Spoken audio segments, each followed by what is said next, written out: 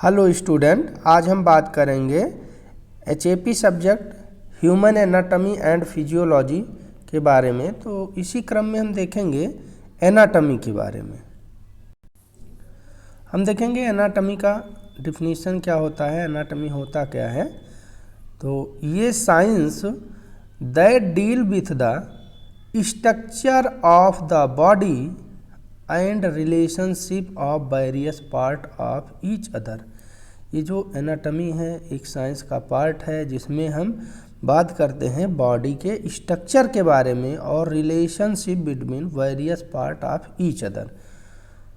ये knowledge of these structure is necessary to understand their function. Knowledge जानकारी लेते हैं दीज स्ट्रक्चर के बारे में जो नेसेसरी होता है, ज़रूरी होता है समझने के लिए उसके फंक्शन को। फिर हम बात करते हैं the subject matter of anatomy include. कुछ आपके जो है एनाटॉमी से रिलेटेड वर्ड हैं जिसमें हम स्टडी करते हैं। तो आइए सबसे पहले देखते हैं हम साइटोलॉजी। साइटोलॉजी मीन्स होता है स्टडी ऑफ सेल। साइटोलॉजी में हम क्या करते हैं, स्टडी करते हैं सेल के।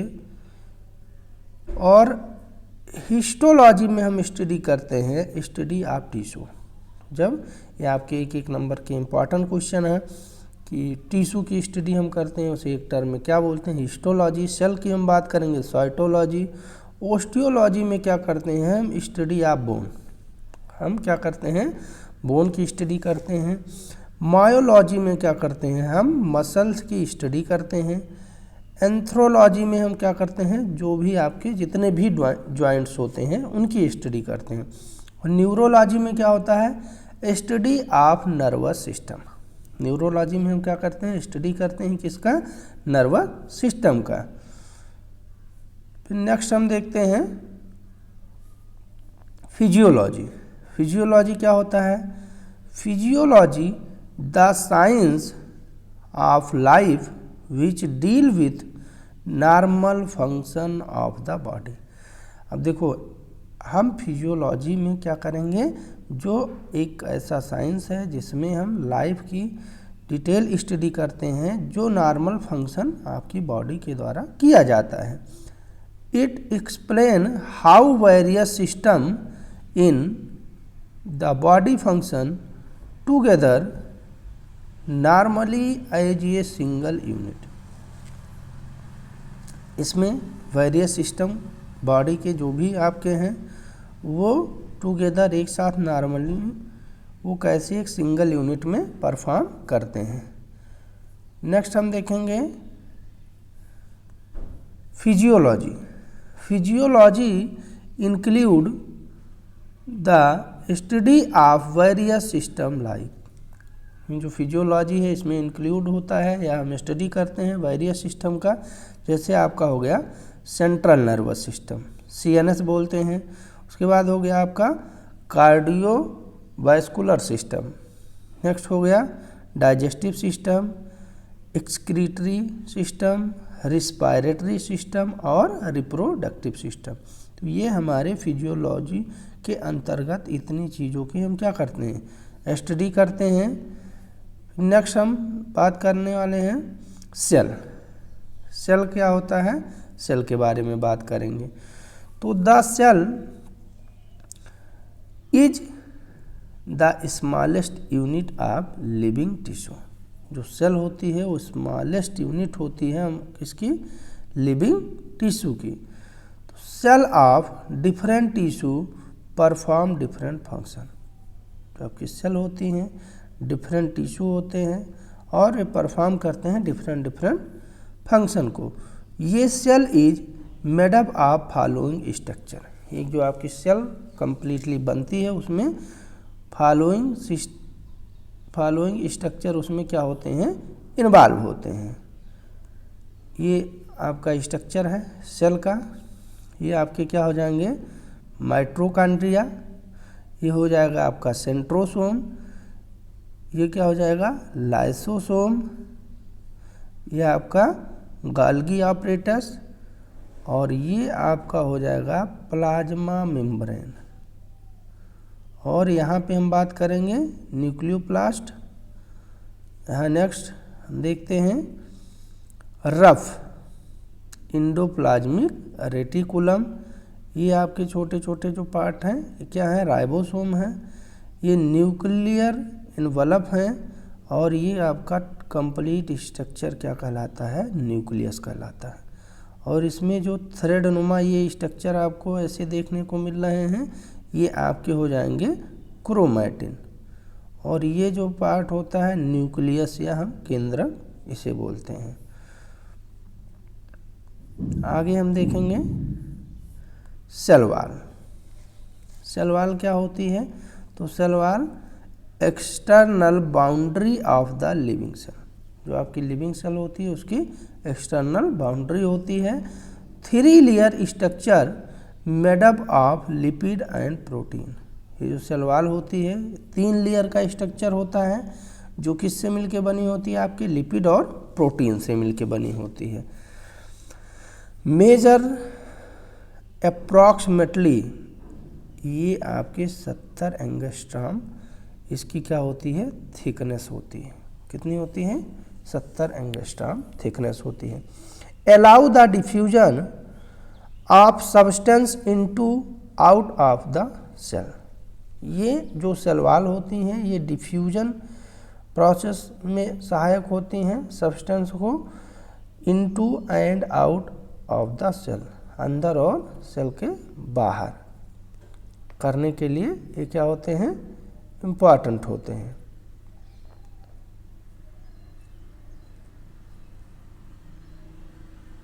फिर नेक्स्ट आपका हो जाएगा न्यूक्लियस। न्यूक्लियस जैसा कि हमने आपको स्ट्रक्चर में बताया था न्यूक्लियस, तो न्यूक्लियस का आपका ये स्ट्रक्चर हो जाएगा। इसमें कुछ आपके पार्ट हैं जिनसे मिलकर के ये बना होता है। तो the largest structure present almost in centre of cell. ये लार्जेस्ट स्ट्रक्चर होता है जो कहाँ प्रेजेंट होता है, सेल के सेंटर में प्रेजेंट होता है। बाउंडेड बाय न्यूक्लियर मेम्ब्रेन, जो किससे बाउंड होता है, न्यूक्लियर मेम्ब्रेन से बाउंडेड होता है।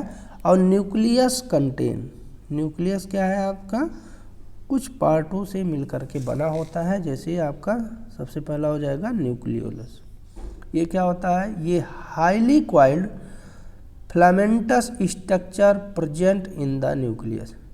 हाईली क्वाइल्ड मीन्स कॉइल के फिलामेंट के जो है रूप का ये स्ट्रक्चर होता है जो प्रेजेंट होता है कहाँ पे, न्यूक्लियस में। Not surrounded by A membrane, ये मेम्ब्रेन के आसपास सराउंडेड नहीं होता है। The side of ribosomal RNA synthesis, कहाँ होता है, जो राइबोसोमल आपका आरएनए होता है, आरएनए की सिंथेसिस वहाँ पे होती है। फिर हम बात करने वाले हैं क्रोमैटिन। क्रोमैटिन, तो these are fibrous thread present in the nucleus. ये क्या होते हैं, क्रोमैटिन आपके फाइब्रस थ्रेड होते हैं जो प्रेजेंट होते हैं आपके न्यूक्लियस में, जो कंपोस्ट मीन्स बने होते हैं डीएनए एंड प्रोटीन से।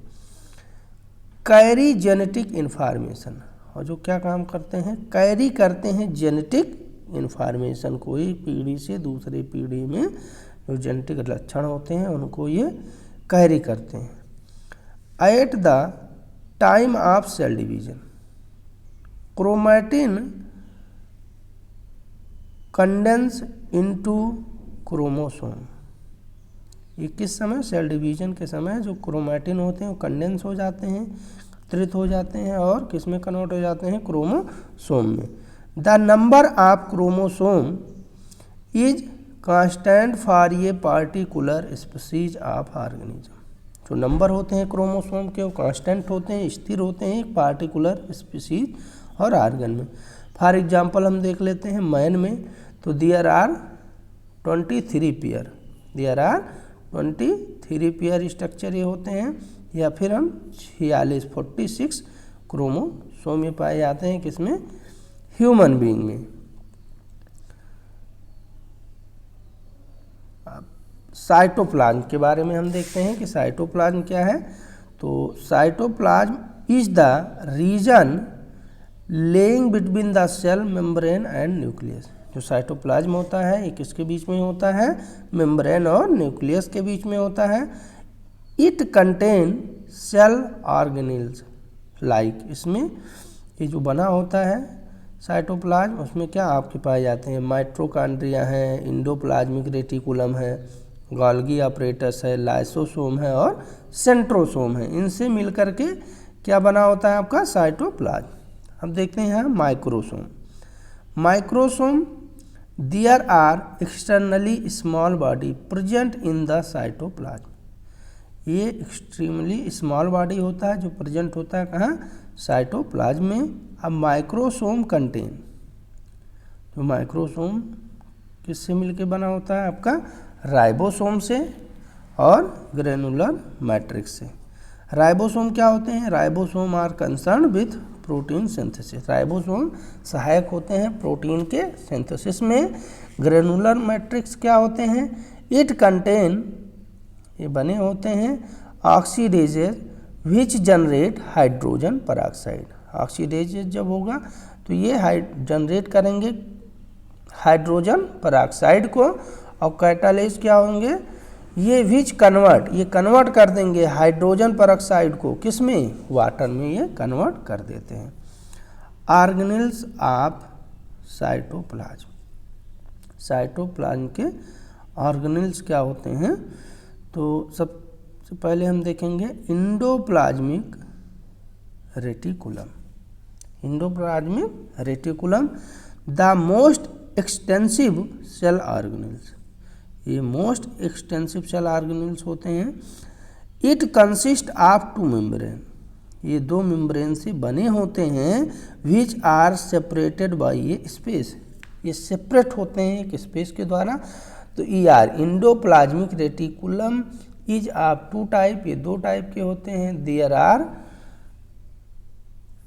ग्रेनुलर, ग्रेनुलर ये रफ सरफेस्ड होते हैं इंडोप्लाज्मिक रेटिकुलम कंटेनिंग राइबोसोम, और रफ सरफेस को हम ग्रेनुलर बोलते हैं। और ये बने होते हैं या कंटेनिंग, इसमें पाया जाता है आपका ribosome. The ribosome are the site of protein synthesis, और जो राइबोसोम होता है वो एक साइट होता है किसके लिए, प्रोटीन सिंथेसिस के लिए। एक ग्रेनुलर पार्ट होता है, एक ग्रेनुलर पार्ट, इसलिए क्या होता है आपका स्मूथ सरफेस होता है किसका, इंडोप्लाज्मिक रेटिकुलम। अब देखो ग्रेनुलर की हम बात करेंगे तो रफ सरफेस होगा, और स्मूथ की हम बात करेंगे तो ए ग्रेनुलर होगा। डज नॉट कंटेन राइबोसोम, जो आपका स्मूथ सरफेस है यहाँ पे राइबोसोम पाया नहीं जाता है, जबकि ग्रेनुलर में या रफ सरफेस पे राइबोसोम पाया जाता है। और वो राइबोसोम आपके प्रोटीन सिंथेसिस में क्या करता है, हेल्प करता है। कंसर्न विथ फैटी एसिड, जो कंसर्न होता है किसके लिए, फैटी एसिड और स्टेरॉयड सिंथेसिस। जो स्मूथ सरफेस होता है इंडोप्लाज्मिक रेटिकुलम का, इसमें राइबोसोम नहीं पाया जाता है, और ये फैटी एसिड और स्टेरॉयड के सिंथेसिस में हेल्पफुल होता है। तो they store and release calcium, जो आपका स्मूथ सरफेस होता है इंडोप्लाज्मिक रेटिकुलम का, ये स्टोर और रिलीज करता है किसको, कैल्शियम को। गाल्गी ऑपरेटस, गाल्गी ऑपरेटस ये क्या होता है, गाल्गी ऑपरेटस आपका, it is a cup shape structure and containing vessels. It is situated between the nucleus and the apex of the cell. ठीक है, तो it is a cup shaped, ये कप शेप के स्ट्रक्चर होते हैं जो contain होते हैं वेस्किल्स से। It situated between the nucleus और एपेक्स ऑफ सेल। अगला हम देखते हैं माइटोकॉन्ड्रिया। ये माइटोकॉन्ड्रिया जिसे हम powerhouse of the cell बोलते हैं। ठीक है, माइटोकॉन्ड्रिया आपका क्या कहा जाता है, powerhouse of the cell, जो composed of two layer membrane, ये दो लेयर मेम्ब्रेन से बनी है। They are an outer layer which is smooth, जो आउटर लेयर होती है वो क्या है, स्मूथ होती है। An inner layer folded into sheet of tubules called cristae. Both these layer enclose a central cavity called matrix. जो बोथ लेयर होती है दोनों इनक्लोज होती है एक सेंट्रल कैविटी से, और जिसे हम क्या बोलते हैं, मैट्रिक्स बोलते हैं। The mitochondria are made up of protein. जो माइटोकॉन्ड्रिया होती है वो किसकी बनी होती है, प्रोटीन की, फास्फोलिपिड की, and some ribonucleic acid. Next देखेंगे, also contain some important enzyme system. Mitochondria are chiefly concern with cellular oxidation. अब देखिए ये आपका स्ट्रक्चर है किसका, माइटोकॉन्ड्रिया का। ये क्या है, क्रिस्टी है जो हमने आपको बताया। ये क्या है, इंटर मेम्ब्रेन स्पेस है। मैट्रिक्स ग्रेन्यूल्स है। ये आपके क्या है, मैट्रिक्स हैं। बाकी और आपके क्या है, लेयर है और सरफेस है। लाइसोसोम। लाइसोसोम क्या होता है, स्मॉल स्फेरिकल और oval body surrounded by a single membrane. ये सिंगल मेम्ब्रेन से बना होता है। They vary in number contain a variety of hydrolytic enzyme. Next देखेंगे, breakdown bacteria and cell debris engulf by the cell. Breakdown करते हैं bacteria और cell debris engulf करते हैं किसको, बाय द सेल के द्वारा। The damage intracellular organelles are also broken down and digested by lysosome. जो लाइसोसोम होता है ये डैमेज इंट्रासेलुलर ऑर्गेनेल्स को कर देते हैं और आल्सो ब्रेक डाउन करते हैं एंड डाइजेस्टेड बाय लाइसोसोम। अब देखो लाइसोसोम को सुसाइडल बैग भी बोला जाता है। मीन्स अगर आपके लाइसोसोम को हिंदी में हम बात करें तो आत्मघाती थैली बोला जाता है। अगर लाइसोसोम फट जाएगा तो ये अपने ही ऑर्गेनेल्स को, जो भी आपके बॉडी के ऑर्गन हैं, उनको क्या कर देगा, डैमेज कर देगा। इसीलिए इसको बोला जाता है आत्मघाती थैली या सुसाइडल बैग। सेंट्रोसोम। सेंट्रोसोम क्या होता है, it is A small rod shape body found near the nucleus. जो न्यूक्लियस के आसपास क्या होते हैं, स्मॉल स्ट्रक्चर होते हैं रॉड शेप में। ठीक है, ये आपके ऐसे जो स्ट्रक्चर थे रॉड शेप के, ठीक है, उन्हीं को हम क्या बोलते हैं, सेंट्रोसोम बोलते हैं। Play an important role during cell division. ये इम्पॉर्टेंट रोल प्ले करते हैं ड्यूरिंग सेल डिवीजन के। The centrosome is surrounded by a radiating thread like structure. It contain 2 centriole. ये 2 सेंट्रियोल से बना होता है। फर्स्ट आप माइक्रोट्यूब्यूल्स, और माइक्रोट्यूब्यूल्स क्या होते हैं, they are straight hollow cylindrical with ये diameter of about 200 angstrom. They are concern with the maintenance of cell shape. They are also associated with movement of cilia flagella meiotic spindles. ये जुड़े होते हैं movement करने में cilia flagella से। Microtubules. Thanks for watching, like and subscribe channel. आइए एक बार हम ओवरव्यू कर लेते हैं। ओवरव्यू, सेल स्ट्रक्चर है, सेल वॉल है, न्यूक्लियस है, जिसमें next chromatin, cytoplasm, microsome, organelles, granular part, lysosome है, सेंट्रोसोम है,